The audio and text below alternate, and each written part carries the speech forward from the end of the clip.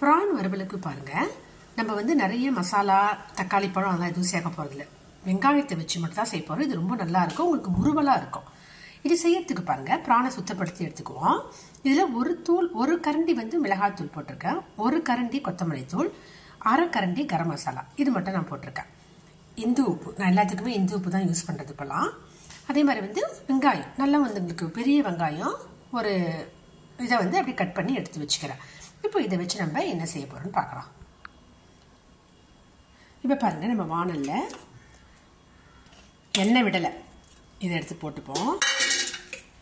வெங்காயத்தை போட்டுக்கலாம். இதுக்கு தேவையான அளவுக்கு நான் உப்பு போட்டுறேன். இது நல்லா நம்ம இப்படி பிசைஞ்சு விட்டுடலாம். நான் தண்ணி கூட ஒன்றும் போடலை, சும்மாவே அப்படியே பிசைஞ்சிடுவோம். மசாலாலாம் அதில் ஏறட்டும். இதை ஒரு 5 நிமிஷம் இப்படியே வச்சுருவோம். நான் பாருங்கள் அடுப்பு வந்து நான் வந்து ஆன் பண்ணலை, ஸ்டவ் ஆன் பண்ணலை, சும்மாவே இப்படி போட்டுட்டு இதை ஒரு 5 நிமிஷம் வச்சுட்டு அப்புறமா பார்க்கலாம்.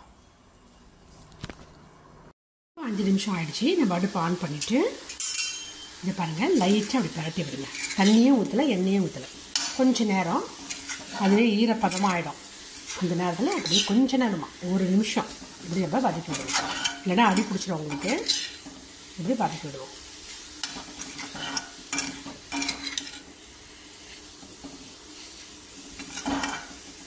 தண்ணி விடுது பாருங்க லேசா.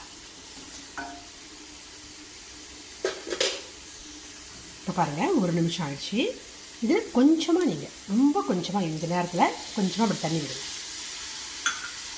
விட்டுட்டு பரட்டி விட்டுட்டு இந்த தண்ணி இழுக்கிற வரைக்கும் அது வேகட்டும். ஏன்னா ப்ரான் வந்து ரொம்ப நேரம் வேகக்கூடாது. மேக்ஸிமம் உங்களுக்கு 2 நிமிஷம் வெந்தால் போதும், இல்லைன்னா ரப்பர் மாதிரி ஆகிடும். ஓகே, இந்த மாதிரி 2 நிமிஷம் இது வேகட்டும். இது மூட வேண்டாம், அப்படியே விட்டுடலாம். இப்போ பாருங்கள் உங்களுக்கு சுத்தமாக உங்களுக்கு தனியாக இழுத்துக்குச்சு. இந்த நேரத்தில் நம்ம என்ன செய்கிறோம், சோம்பு தூள் வச்சுருக்கோம் இல்லைங்களா, அது ஒரு ஸ்பூன் போட்டுக்கோங்க. அது ரொம்ப வாசனையாக இருக்கும். இப்போ வந்து தேங்காய் எண்ணெய் வச்சுருக்கேன், அது கொஞ்சமாக விட்டுங்க. அவ்வளோதான். இப்போ நம்ம இதிலே தான் இப்போ வறுக்க போகிறோம்.